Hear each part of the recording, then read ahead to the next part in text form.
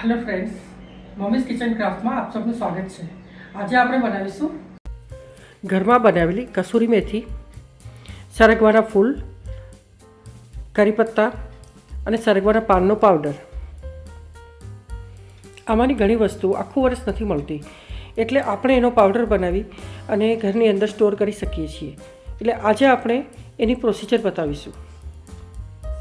સરગવાના ફૂલ અને સરગવાના પાન, ખાસ કરીને સરગવાના ફૂલ આપણને આખું વર્ષ નથી મળતા। એ વિન્ટર્સની અંદર સરગવાના ફૂલ આવતા હોય છે। ઝાડ પર જ્યારે આ ફૂલ આવે છે ત્યારે થોડા સમય માટે જ હોય છે, પછી અંદર એની ફલી લાગી જતી હોય છે, સરગવાની સિંગ લાગી જતી હોય છે, અને એ વખતે આપણે એને તાત્કાલિક એ ફૂલને તોડીને એનું શાક બનાવી શકીએ। પણ જો આખું વર્ષ એને યુઝ કરવું હોય તો એના આયુર્વેદિક ફાયદાઓ લેવા હોય તો આપણે એના ફૂલને સ્ટોર કરવા જોઈએ। પણ સ્ટોર કઈ રીતે કરવા જેથી આખું વર્ષ એનો ઉપયોગ આપણે કરી શકીએ, તો આજે આપણે બતાવીશું કે ફૂલને કઈ રીતે સ્ટોર કરવા, અને સાથે સરગવાના પાનનો પણ ઉપયોગ કઈ રીતે કરવો અને એને સૂકવીને કઈ રીતે સ્ટોર કરવા એ પણ બહુ જરૂરી છે। સિઝનમાં જ્યારે સરગવાના ફૂલ અને પાન આવે છે ત્યારે એના પાનને આપણે જે કુમળા પાન હોય, આગળના પાન હોય એવા પાનને આપણે તોડી અને એને ધોઈ અને એને કપડાની અંદર છાયલામાં સૂકવી દેવા। જ્યારે આપણે કોઈપણ પાનને સૂકવવા હોય ત્યારે એને છાયલામાં જ સૂકવવા। તડકામાં સૂકવવાથી એ પાનનો કલર ઓછો થઈ જાય છે અને એની જે મેડિસિનલ વેલ્યુઝ છે એ પણ ઓછી થઈ જાય છે। એટલા માટે આપણે સૌપ્રથમ એને પાનને છાયલામાં સૂકવી દીધા છે, અને હવે એ સુકાઈ ગયેલા પાનને તમે જોઈ શકો છો કેટલા ખરખર અવાજ કરે એવા પાન થઈ ગયા છે।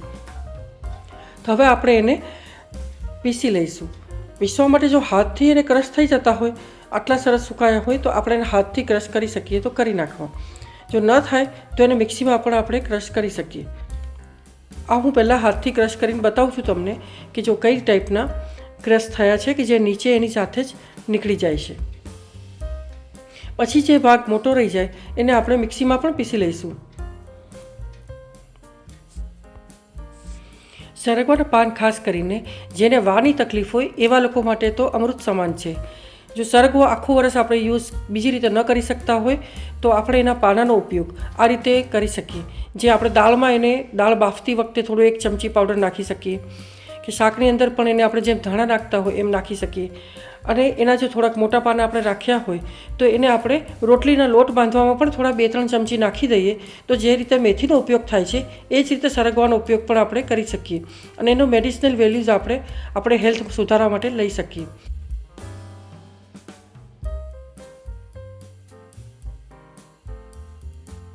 સરગવાને સુપરફૂડ પણ કહેવામાં આવે છે। આનો પાવડર, તેની ટેબ્લેટ્સ પણ બહુ જ પોપ્યુલર છે। પણ જો આપણે પાનનો આ રીતે યુઝ કરીએ તો ટેબ્લેટ્સ લેવાની તો જરૂરત જ ના પડે। આયુર્વેદમાં જણાવ્યા અનુસાર સરગવાની દાંડીઓ, પાંદડા, છાલ અને ફૂલ અને ફળ આ બધા જ ભાગોનો ઉપયોગ વિવિધ રીતે કરી શકાય, અને કહેવાય છે કે સરગવો 300થી વધુ રોગોની દવા કરે છે। મતલબ કે 300 રોગોની દવા સરગવાના પાન કે ફૂલ ખાવાથી મટે છે। સરગવાના પાનમાં એન્ટીઓક્સિડન્ટ ગુણ હોય છે જે ડાયાબિટીસ ઘટાડવામાં મદદ કરે છે, શુગરના લક્ષણોને પણ દૂર કરે છે, ઇન્સ્યુલિનના લેવલને કંટ્રોલ કરે છે, અને આ પાનનો જો નિયમિત ઉપયોગ કરવામાં આવે, ખાવાની કોઈપણ વસ્તુમાં એને એડ કરીને યુઝ કરવામાં આવે તો ડાયાબિટીસ એકદમ કંટ્રોલમાં રહે છે। સરગવાના પાંદડામાં એક બે નહીં પણ 40થી પણ વધુ એન્ટીઓક્સિડન્ટ હોય છે, જેના કારણે આપણા દરેક રોગોની સામે લડવાની શક્તિ મળે છે। કોલેસ્ટ્રોલને કંટ્રોલ કરે છે, પેટની ઘણી તકલીફોમાં તે મદદ કરે છે, ડાયાબિટીસના દર્દીઓને તો મદદ કરે જ છે, પણ સાથે ઇમ્યુનિટી પણ મજબૂત કરે છે। સરગવાના તાજા પાનનો ઉપયોગ વધારવો હોય તો આપણે એના મુઠિયા પણ બનાવી શકાય, જે રીતે મેથીના બનાવીએ છીએ, અને એ જ રીતે એના થેપલા પણ બનાવી શકાય જે રીતે મેથીના બનાવીએ છીએ। તો આપણે હવેથી એનો ઉપયોગ આ રીતે વધારીશું। આ સામે તમે જોઈ રહ્યા છો એ સરગવાના ફૂલ છે, જે આ સિઝનમાં જ ઠંડીમાં જ મળે છે। જ્યારે સરગવાની સિંગો બહુ પ્રચુર માત્રામાં બજારમાં મળતી હોય છે ત્યારે ઝાડ પર એના ફૂલ પણ જોવા મળે છે, અને આપણે એનો ઉપયોગ કરી શકીએ છીએ। આ રીતે એને ધોઈ કાઢવાના બહુ સરસ પાણીથી, અને પછી એને થોડા નેતારી દેવાના। નેતરી જાય બરાબર ત્યાર પછી એને કુકરની અંદર એક તપેલીમાં નાખી અને સ્ટીમ કરી દેવાના। લગભગ 2 થી 3 સીટી લગાવી એ સ્ટીમ થઈ જાય ત્યાર પછી એને વઘાર કરવાનો. વઘારમાં આપણે રાઈ અને હિંગનો ઉપયોગ કરીશું. સાથે એમાં સૂકું લસણના થોડા ટુકડા કરીને નાખીશું અને એમાં આદુ મરચાં લસણ હોય આપણી પાસે તો એ પણ આપણે નાખીશું.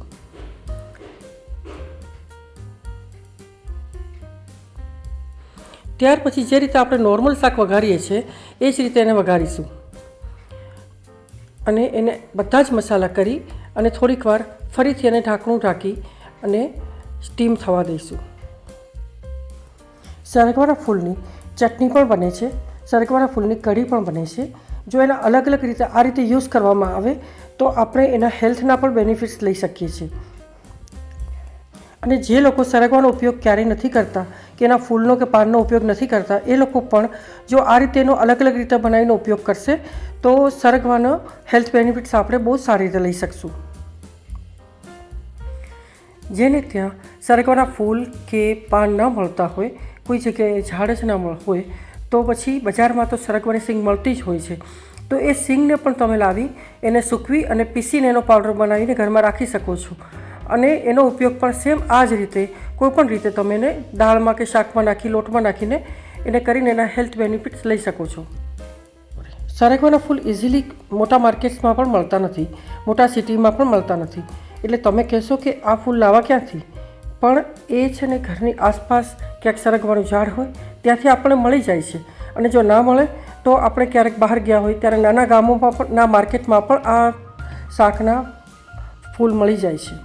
એટલે કોશિશ કરવી કે ક્યાંકથી મળે તો એને આપણે જ્યારે મળે ત્યારે એને સ્ટોર કરી લેવું. અને સ્ટોર કરવા માટે આપણે પહેલાં એને ધોઈ સૂકવી અને ડ્રાય કરી અને આપણે એને સ્ટોર કરી શકીએ. પછી આખું વર્ષ જ્યારે યુઝ કરવા હોય ત્યારે એને બાફીને આપણે જે રીતે હમણાં કર્યું એ જ રીતે યુઝ કરી શકીએ. શિયાળામાં જ્યારે લીલી મેથી બજારમાં ખૂબ સારા પ્રમાણમાં મળતી હોય છે ત્યારે આપણે એને સારી રીતે ધોઈ અને સમારી અને એને બાલ્કનીમાં સૂકવી શકાય છે. એના પર પણ તાપ ના આવે એનું ખાસ ધ્યાન રાખવું. છાયડામાં સૂકવેલી મેથીનો કલર એવો ને એવો જ રહેશે એટલે એને 2 દિવસ આ રીતે છાયડામાં સૂકવી રાખીશું તો એ સુકાઈ જશે.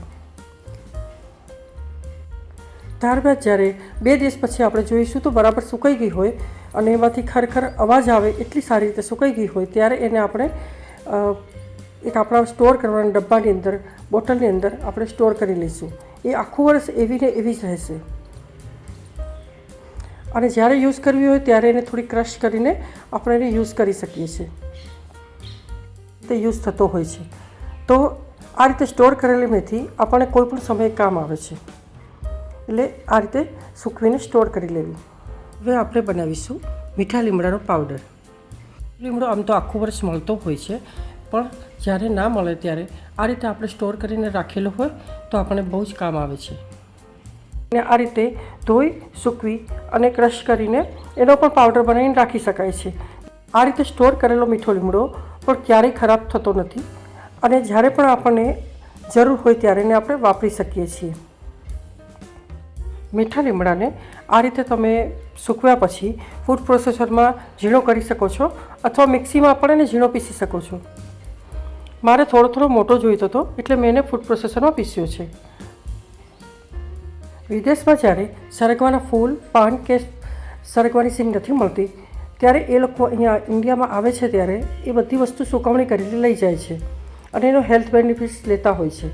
એ જ રીતે આપણે ઇન્ડિયામાં પણ અમુક એરિયામાં આ વસ્તુઓ ના મળતી હોય ત્યાં પણ આ રીતે યુઝ થઈ શકે છે.